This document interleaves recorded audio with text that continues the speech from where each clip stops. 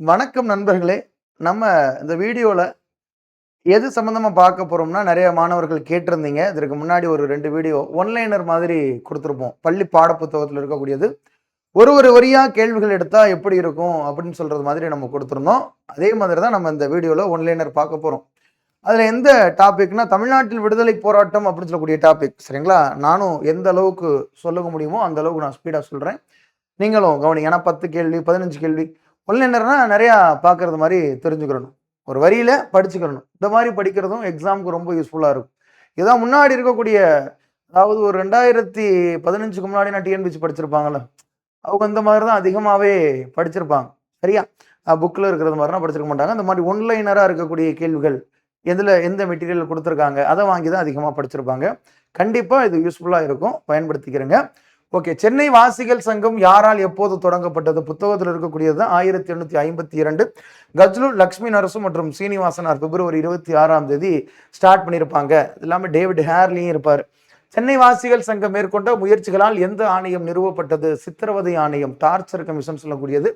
யார் சென்னை உயர்நீதிமன்றத்தின் முதல் இந்திய நீதிபதியாக எந்த ஆண்டு நியமிக்கப்பட்டார்? அப்படின்னா முத்துச்சாமி 1877ல திருவாரூர் முத்துச்சாமி 1877ல நியமனம் செய்வாரு. நிறைய பத்திரிகைகள் கிண்டல் பண்ணுவாங்க. அதற்காக தான் நம்மளுடைய கருத்துக்களை வெளிப்படுத்துறதுக்காக தான் 1878ல இந்த ஹிந்து கொண்டு வருவாங்க. அந்த அடுத்து அதான் இருக்கு. ஜி சுப்பிரமணியம், எம் வீரராகவாச்சாரி மற்றும் இவர்களின் நண்பர்கள் 4 ஆகியோர் இணைந்து 1878ல் தொடங்கிய செய்தி பத்திரிகை எது அப்படின்னா தி ஹிந்து. சுப்பிரமணியம் 1891ல் தொடங்கிய தமிழில் ஒரு தேசிய பருவ இதழ் அப்படின்னா சுதேசமித்திரன். எக்ஸாம்ல கேட்கப்பட்ட ஒரு கேள்விதான். தென்னிந்தியாவில் தெளிவான தேசிய நோக்கங்களுடன் துவங்கப்பெற்ற தொடக்ககால அமைப்பு சென்னை மகாஜன சபை 1884. எடுத்தோன்னே கேள்வி இருக்கு பாருங்க. சென்னை மகாஜன சபை தொடங்கப்பட்ட ஆண்டு 1884 மே மாதம் 16ஆம் தேதி. சென்னை மகாஜன சபையை நிறுவிய முக்கிய தலைவர்கள் யார் அப்படின்னா M Veeraraghavachari, P Ananthacharlu, P Rangaiah. சரிங்களா? ஜி சுப்பிரமணிய ஐயர் அவர் கூட இதற்கு முக்கியமான லீடரா இருந்திருப்பார். இடத்துல லீன் போட்டிருப்பாங்க. அவர் இருந்திருப்பார். ஃபண்டு பண்ணதே அவர் தான். சென்னை மகாஜன சபையின் முதல் தலைவர் என்றால் பி ரங்கையா தான் முதல் தலைவர்.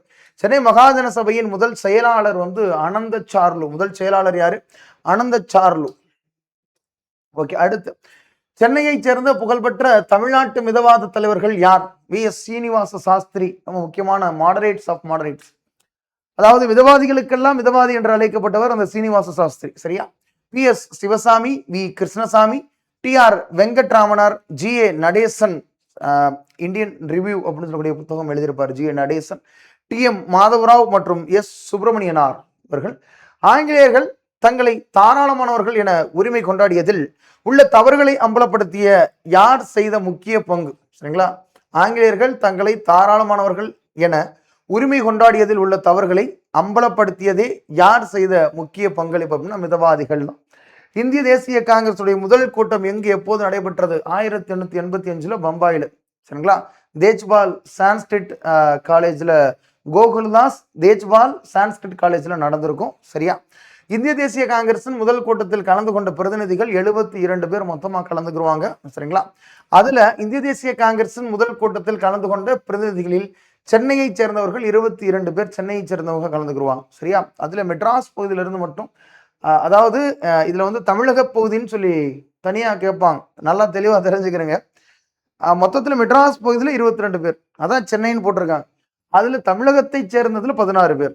புரிஞ்சுக்கணும். அப்ப சென்னைனா மெட்ராஸ். இப்ப சென்னை அப்ப மெட்ராஸ்ன்னு சொல்லுவாங்க.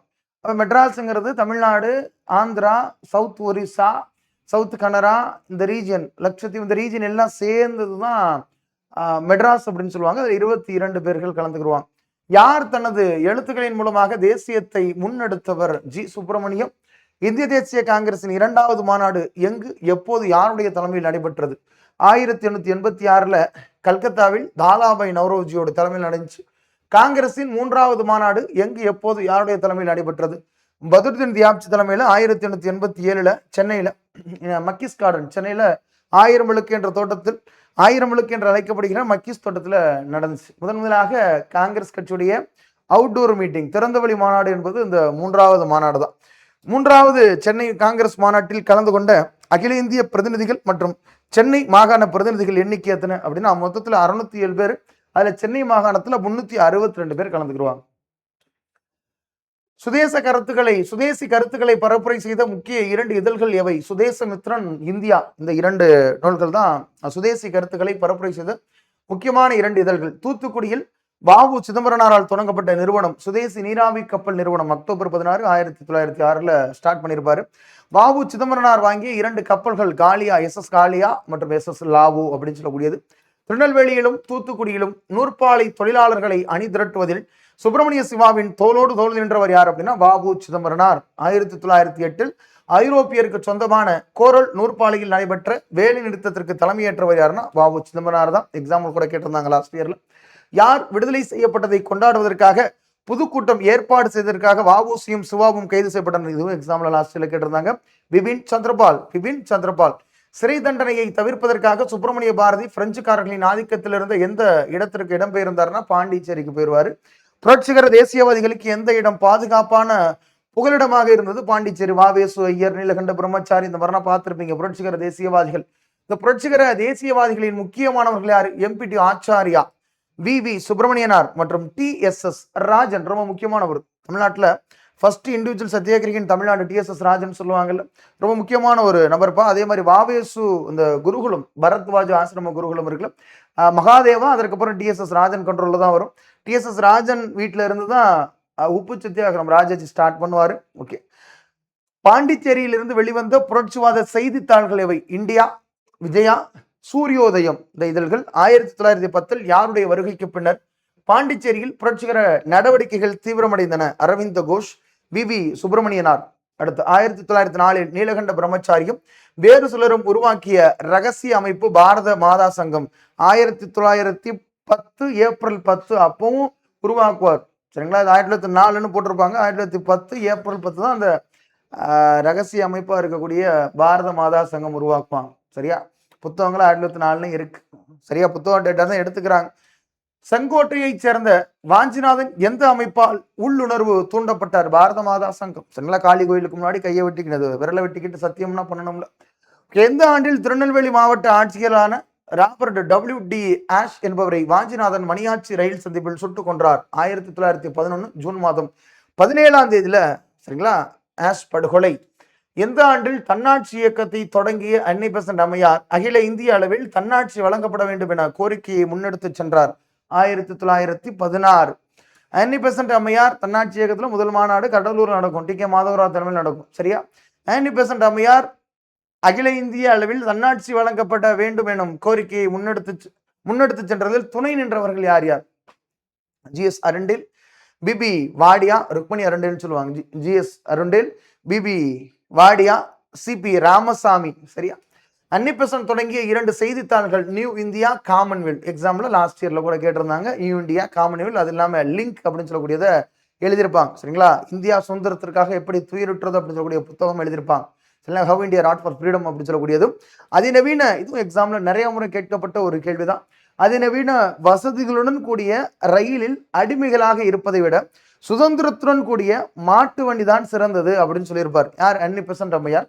எந்த ஆண்டு பத்திரிகை சட்டத்தின்படி அன்னி பெசன்ட் பிணை தொகையாக பெருமளவு பணத்தை செலுத்தும்படி அறிவுறுத்தப்பட்டார்? 1910.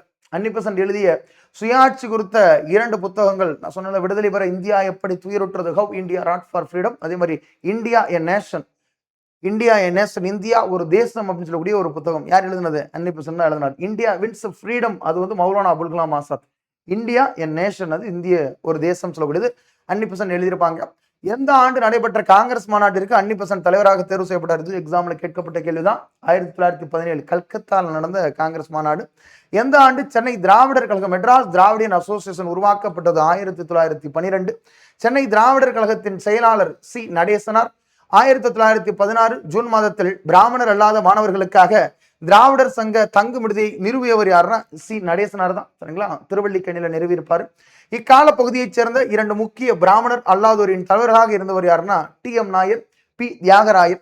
எந்த ஆண்டு P Thyagarayar, TM Nair, C Natesanar ஆகியோர் தலைமையில் எந்த ஆண்டு P Thyagarayar, T M Nair, C Natesanar ஆகியோர் தலைமையில் சுமார் 30 பிராமணர் அல்லாதவர்கள் சென்னை விக்டோரியா பொது அரங்கில் கூடினார்? 1916 நவம்பர் 20. ஜஸ்டிஸ் பார்ட்டின்னு சொல்லக்கூடிய உருவாக்குறாங்கல்ல, அப்போதுதான் 1916 நவம்பர் 20, மறந்துடாதீங்க. சரியா?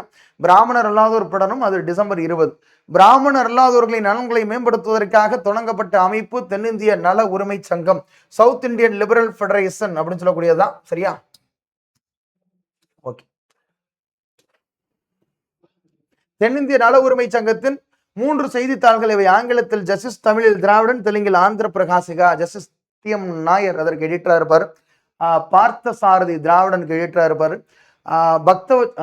பார்த்தசாரதி நாயுடு ஆந்திர பிரகாசிகாவுக்கு இருப்பாரு.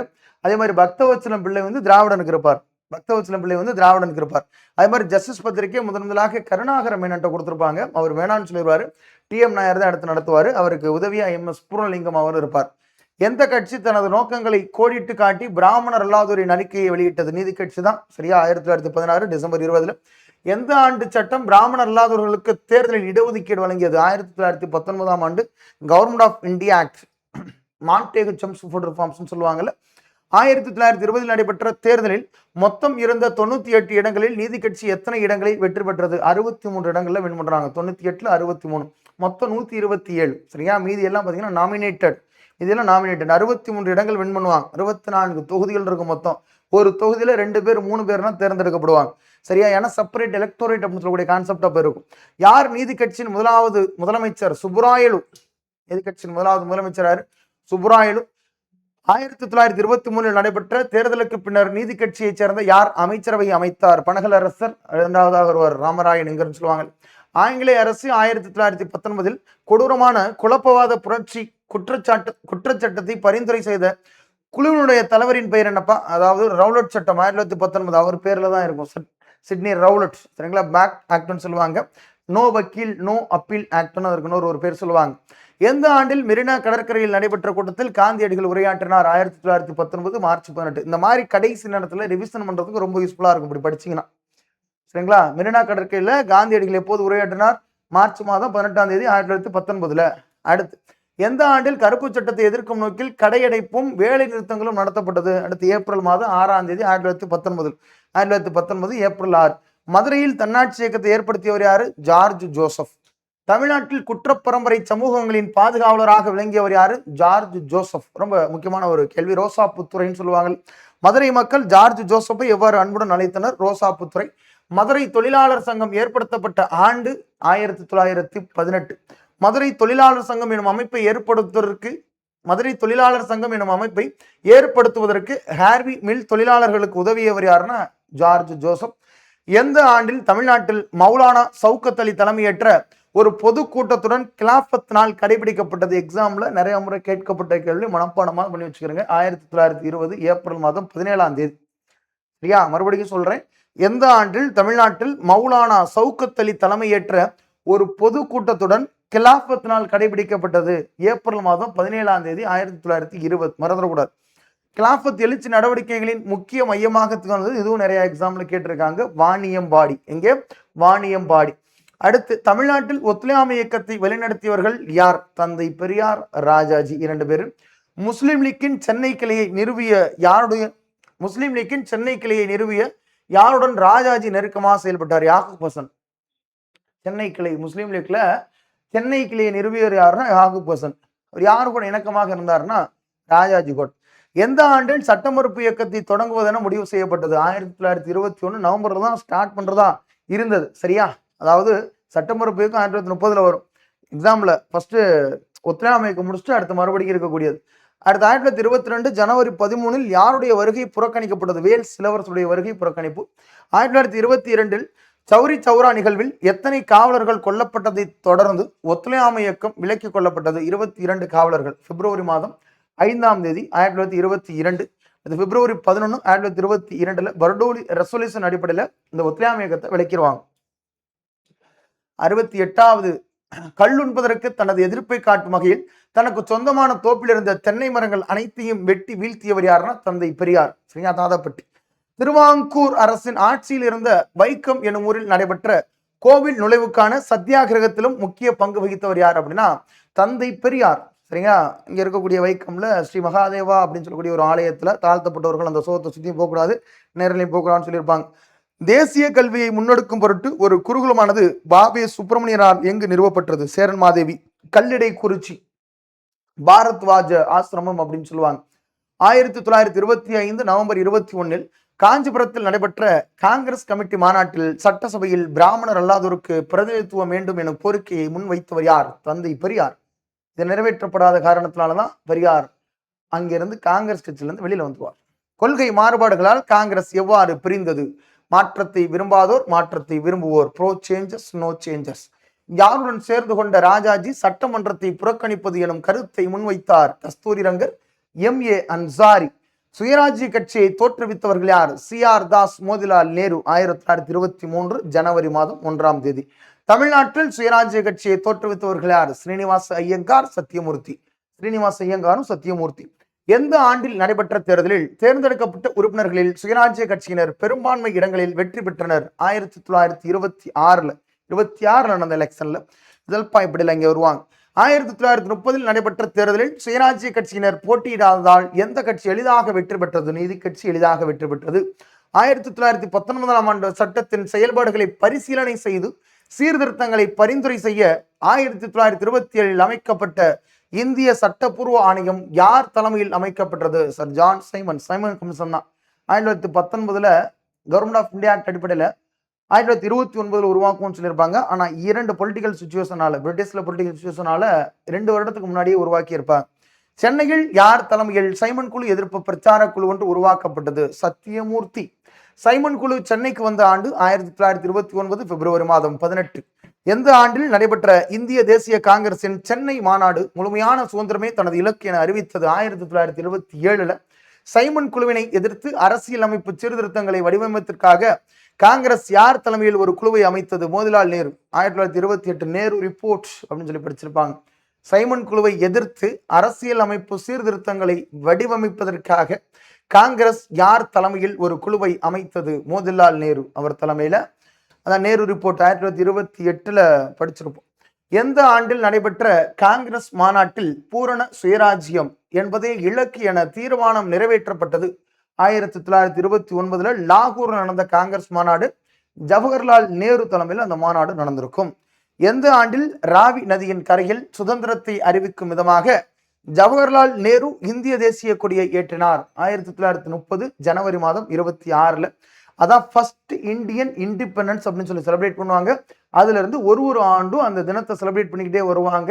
1949 நவம்பர் 26 இந்திய அரசியலமைப்பு ஏற்றுக்கொள்ளப்பட்டாலும் கொஞ்ச நாட்கள் வெயிட் பண்ணி 1950 ஜனவரி 26ஆம் தேதி இந்தியாவுடைய அரசியலமைப்பு நடைமுறைப்படுத்தி அந்த தினத்தை நம்ம குடியரசு தினமாக செலிப்ரேட் பண்றோம். எந்த ஆண்டில் காந்தியடிகள் தண்டியை நோக்கி உப்பு சத்தியாகிரக யாத்திரையை துவங்கினார்? 1930 மார்ச் மாதம் 12. தமிழ்நாட்டில் யார் உப்பு சத்தியாகிரகம் ஒன்றை ஏற்பாடு செய்து தலைமையேற்று வேதாரண்யம் நோக்கி அணிவகுத்து சென்றார்? ராஜாஜி. கத்தியின்றி ரத்தமின்றி யுத்தம் ஒன்று வருகிறது, சத்தியத்தின் நித்தியத்தை நம்பும் யாரும் சேருவீர் எனும் சிறப்பு பாடலை எழுதியவர் யார்? இந்த உப்பு சத்தியாகிரகத்துக்காகவே எழுதியிருப்பார் நாமக்கல் கவிஞர் ராமலிங்கனார். ராஜாஜியின் தலைமையில் எத்தனை தொண்டர்கள் உப்பு சட்டத்தை மீறி உப்பை அள்ளினர்? 12 தொண்டர்கள். வேதாரண்யம் உப்பு சத்தியாகிரகத்தில் பங்கேற்ற ஏனைய முக்கிய தலைவர்கள் யார் யார்? டி.எஸ்.எஸ். ராஜன், திருமதி ருக்மணி லட்சுமிபதி, சர்தார் வேதரத்னம், சி சாமிநாதர் மற்றும் கே சந்தானம்.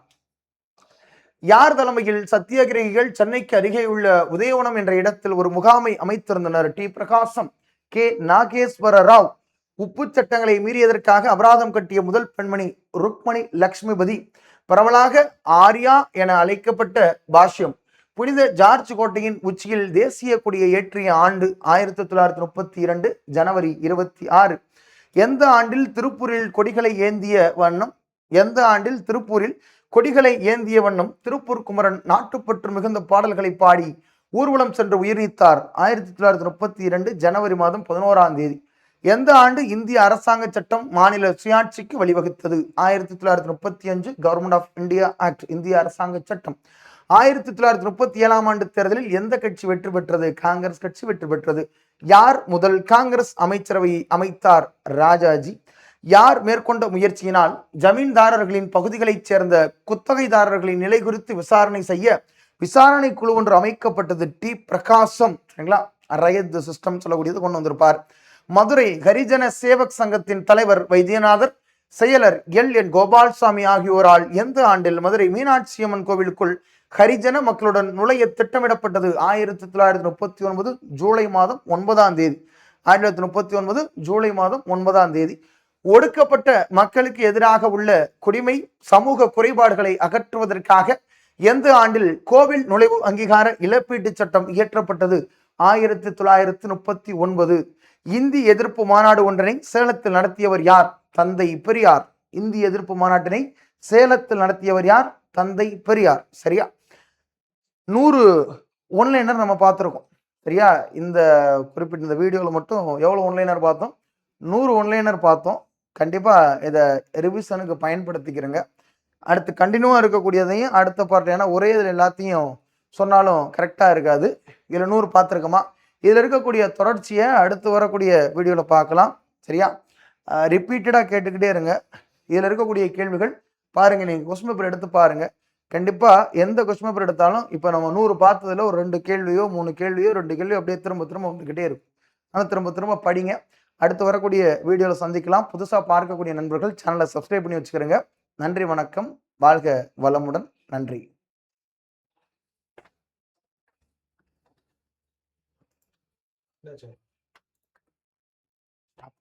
ஸ்டாப் பண்ணிட்டா.